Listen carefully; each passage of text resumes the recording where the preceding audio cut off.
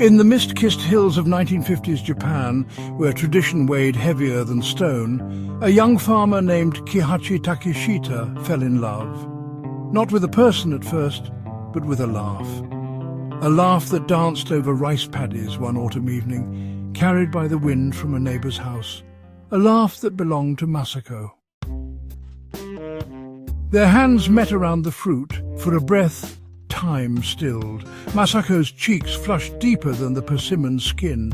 Kihachi's straw hat hid his eyes, but not the smile tugging at his lips as he bowed, offering it back. You're the Takishita Boy, the one who mends our fence after typhoons. Only fair, your father's cow tramples it. Masako smothers a giggle, eyes darting to ensure no one's watching. She plucks another persimmon, pressing it into his dirt-streaked palm. No one had ever given Kihachi a gift so small, yet so heavy with meaning. He stood frozen long after she'd hurried away, the fruit warming his hand. That night, he'd write in his journal, "Today, I learned persimmons taste sweeter when stolen." Or maybe when given by a girl who walks like the wind and laughs like water. Kihachi sits on his porch, carving a persimmon seed into a tiny flower. Crossfade to Masako at her window, pressing the same seed to her chest before hiding it in a lacquer box. Days turned to weeks, a nod across the marketplace, a shared bowl of soba accidentally left at the shrine. But in their village, even stolen glances had wings. Soon, Masako's father noticed the farmer's son lingering near his land, and the walls began to close in. Masako's family were strict, proud people. Kihachi, a simple farmer with calloused hands and a heart too bold for his station. When Masako's father discovered their secret walks home from the market, he forbade them to meet. "A daughter of ours marries wealth, not dirt," he declared. "But love, as you'll see, has a way of growing in the unlikeliest soil."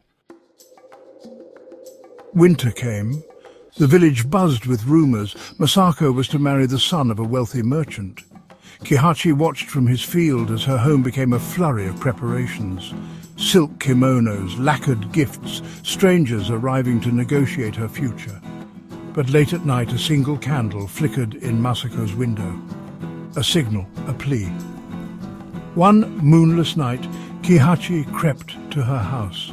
They whispered through a crack in the wooden shutters, fingertips barely touching. "There's no path to us?" Masako wept. Kihachi paused, then said words that would change their lives. "Then I'll plant one." While the village slept, Kihachi worked. Night after night, he planted bamboo shoots along the border between their lands. Not the slender, decorative kind, thick, towering madak, the sort that grows a metre in a week. Neighbours scoffed. "Foolish boy," they muttered, "bamboo won't feed a family." But Kihachi wasn't farming for harvest, he was farming for time. By summer, a green wall stood between Masako's home and the world. Her family cursed the weeds blocking their view. But in that forest, magic bloomed. Every dusk, Masako would slip into the forest, her red obi stark against the green. Kihachi carved a hidden bench where they'd sit, shoulders touching, as he waded her rings from bamboo husks. "Someday I'll give you gold." Why, this is better, this is ours. For months, they met in their emerald cathedral. They traded vows not to priests, but to fireflies. But storms were coming. On Masako's wedding eve, her father caught her sewing a bamboo-patterned kimono. Enraged, he locked her in the house. Kihachi found her note tied to a stone. Most men would have surrendered, but Kihachi... He arrived at her door as the sun rose, with the entire village behind him. "You say bamboo has no value? Then I'll buy her. Every stalk, 7,000 of them, for her hand."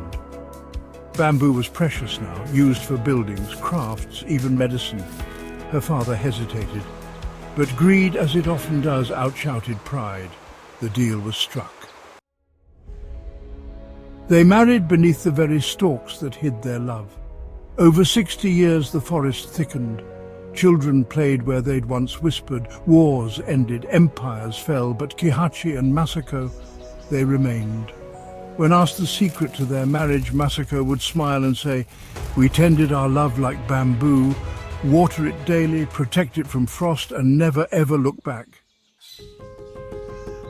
Kihachi died at 89, clutching Masako's hand.